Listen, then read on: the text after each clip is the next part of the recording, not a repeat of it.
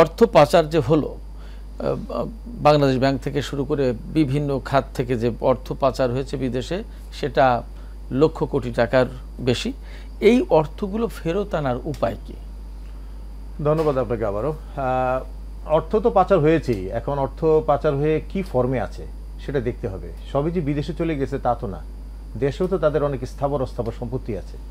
সেগুলো যদি সরকার সেই বিষয়গুলোকে লক্ষ্য করে, তাহলে কিন্তু এখান থেকে কিছুটা রিয়েলাইজেশন করা যেতে পারে। কিভাবে লক্ষ্য করতে পারে? যেমন আপনার অ্যাসালম গ্রুপের কিন্তু অনেক তাদের জমি আছে বিভিন্ন জায়গায়, অনেক জমির সাইনবোর্ড কিন্তু তারা এখন ভয়ে ফেলে দিয়েছে। তো এই এগুলোকে যদি সরকার এগুলোকে ক্রোক করে বা নিলাম করা হয় এবং এটাকে যদি রিসেল করা হয়, এখান থেকে কিছু একটা টাকা আসবে। আর আপনার তাদের যে বিদেশে তাদের যে অর্থ আছে, যেসব জায়গায় আছে, সেগুলোর সাথে বাংলাদেশ ব্যাংকের একটা বাইলেটারাল একটা এগ্রিমেন্ট করা লাগবে। এগ্রিমেন্টের আওতায় তাদের ওই পাচারকৃত অর্থগুলো ফেরত আনার ব্যাপারে একটা অগ্রণী ভূমিকা নিতে হবে বাংলাদেশ ব্যাংকে। তো এগুলো করে আপনার রিয়েলাইজেশনটা আসতে পারে। আর হলো যে শুধু অ্যাসালম কেন, আমরা অ্যাসালমের কথা বলছি কেন, আপনি দেখেন কিছুদিন আগে খবর বেরিয়েছে যে আগের যে ভূমি মন্ত্রী ছিলেন সাইফুজ্জামান জাবেদ, তার 620টা সম্পত্তি আছে যুক্তরাষ্ট্র, যুক্তরাজ্য, দুবাই, সিঙ্গাপুরে, তাই না? তো তাদের ব্যাপারে এই টাকাগুলো কার? একজনের কি 620টা আপনার ইয়ে থাকতে পারে, ফ্ল্যাট অথবা বাড়ি থাকতে পারে?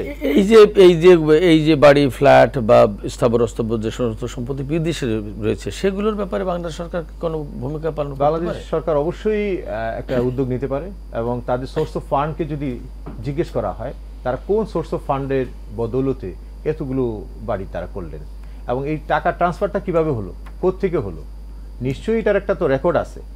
এই যে তাদের রিমিটেন্সটা যেখান থেকে গিয়েছে, বাংলাদেশ থেকে গেলে সে বাংলাদেশের কোন সোর্স থেকে গিয়েছে? সাইফুজ্জামান জাভেদ সাহেব ইউসিবিএল নিয়ন্ত্রণ করতেন, ইউসিবিএল থেকে গিয়েছে নিশ্চয়ই। ইউসিবিএল কিভাবে এটা ট্রান্সফার করলো এত লক্ষ লক্ষ কোটি টাকা? আশা করি সরকার বিষয়টি আমলে নেবে।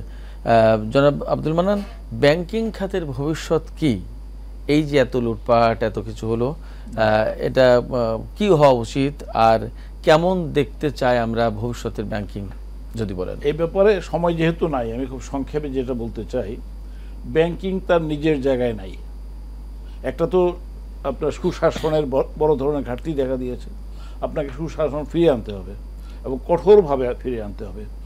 95-এর দিকে আপনার ফিনান্সিয়াল সেক্টর রিফর্মস প্রোগ্রামের মাধ্যমে আমরা ক্লাসিফিকেশনের যে বিষয়গুলো যখন আসলো, that was a very big step banking সেক্টরকে যথাযথ স্থানে আনার জন্য। যারা ভালো ব্যাংক তারা উঠে এসেছে, যে মন্দ ব্যাংকগুলো দাপট দেখাচ্ছিল তারা নিচের দিকে নেমে গেছে। কামরুজ্জামান ভাই খুব ভালো বলতে পারবেন। তো আমাদেরকে এখানে রিফর্মটা বাংলাদেশের ব্যাংকিং সেক্টরে যদি বড় রকমের রিফর্ম হয়, আমাদের সমাজের মধ্যে সেই সংস্কারের প্রভাব পড়বে, আমাদের রাজনীতিতে সেই সংস্কারের প্রভাব পড়বে, আমাদের অর্থনীতিতে সেই সংস্কারের প্রভাব পড়বে, আমাদের কালচার যেটা সংস্কৃতি, এই শিক্ষা সংস্কৃতি, এই সমস্ত জায়গার মধ্যে এর প্রভাব পড়বে। সো আপনাকে এইখানে একটা সামগ্রিক সংস্কার দরকার।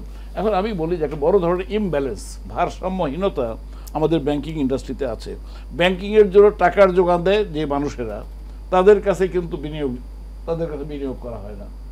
বিনিয়োগ গিয়ে হয় কয়েকজন লোকের কাছে কনসেন্ট্রেটেড হয়। আপনি যদি দেখেন বাংলাদেশের, আমরা 80-20 বলি, বাংলাদেশের টোটাল যে ডিপোজিট, আমরা 1 মিনিট আলোচনার সময় পাবো, তার আপনার গিয়ে এই আপনার 80%ই ঢাকা এবং চট্টগ্রামে বিনিয়োগ হয়, সারা বাংলাদেশে মাত্র 20%। আমাদেরকে এটা উল্টে দিতে হবে। এই সিম্পলি বাংলাদেশের যেখান থেকে যে ডিপোজিট নেওয়া হবে, সেই এলাকার গরিব মানুষের জন্য, আপনার যে যাদের সামান্য ছোট ছোট উদ্যোগ আছে, সেই উদ্যোগগুলোকে উৎসাহিত করার জন্য আপনাকে ব্যাংকটাকে একটা বাংলাদেশের সামগ্রিক উন্নয়নের জন্য আপনার তার একটা কি বল একটা অভিযান চালাতে হবে।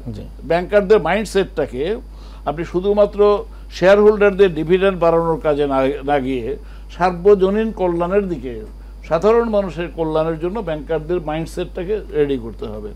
এবং এই ব্যাংকের নিয়ন্ত্রণ এমনভাবে, ব্যাংকের পরিচালন ব্যবস্থার মধ্যে পরিবর্তন আনতে হবে।